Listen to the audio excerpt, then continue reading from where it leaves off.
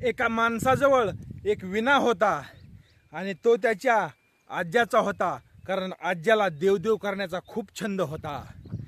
पण काही दिवसांनी आजा म्हातारा होऊन वारला आणि त्याच्या मुलाकडं काही देवदेव करण्याचा विषय नव्हता. आणि नाताला तर काय देवदेव कशाला म्हणतात हेच माहीत नव्हतं, कारण घरचं बरं होतं. ज्याच्या घरचं बरं असतं ना त्याला जास्त देवाची आठवण येत नाही, कारण देवानं त्याला अगोदरच देऊन चूक केलेली असती. तसं त्याला काही देवाची त्या नातवाला आठवण येत नव्हती. पण त्या आज्याचा विणा मात्र घरातच होता. त्याची बायको त्याला रोज म्हणायची, ह्या इण्यावर केर बसतो, याच्या खालचं झाडता येत नाही, याच्यामुळं जाळ्या होत्यात, हा विणा कुठंतरी नेहून बाहेर फेकून द्या. आणि लहान लेकरं जायचे आणि तो विणा वाजवायचे. वाजवला की यांच्या घरच्याचे डोके उठायचे. काहीही किरकिर लावतात लेकरं. त्या मुलांची आई एक दिवशी पतीला म्हणाली, हा विणा कुठंतरी निहून फेकून द्या तिकडं कचऱ्यात. मग एके दिवशी तिच्या पतीनं तो विणा घेतला आणि गावाच्या बाहेर एका रस्त्याच्या कडेला कचऱ्यात टाकला. आणि एका माणसाला विणा वाजवायचा खूप छंद होता, पण त्याच्याकडं विणा नव्हता. म्हणून त्याला जाता जाता कचऱ्यात विणा दिसला.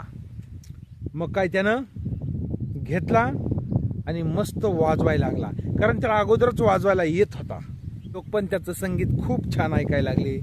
असं वाजवीत वाजवीत तो गावात हिंडायचा.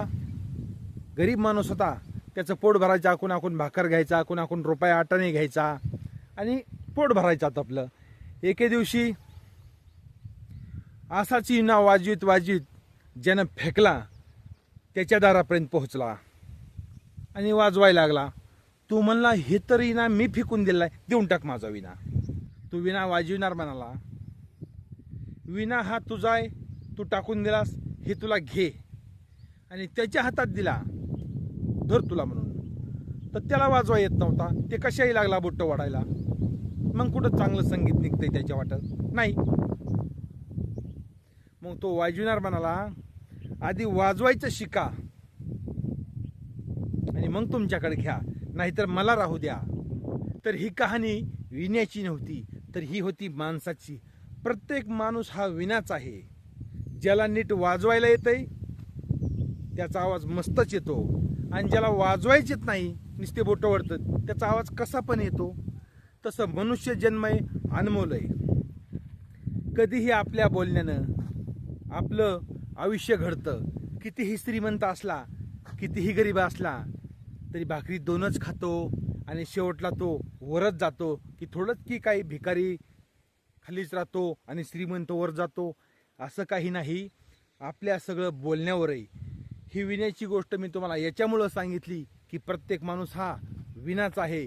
त्याचा वापर कसा करायचा, त्याचा आवाज कसा काढायचा, हे आपलं आपण ठरवायचं असतं.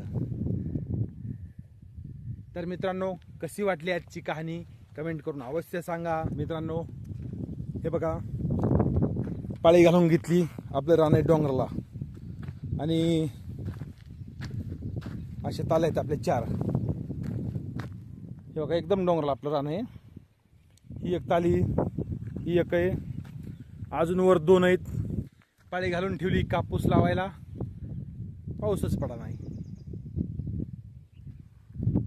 म्हणून आपला येतो, गोष्टी सांगतो.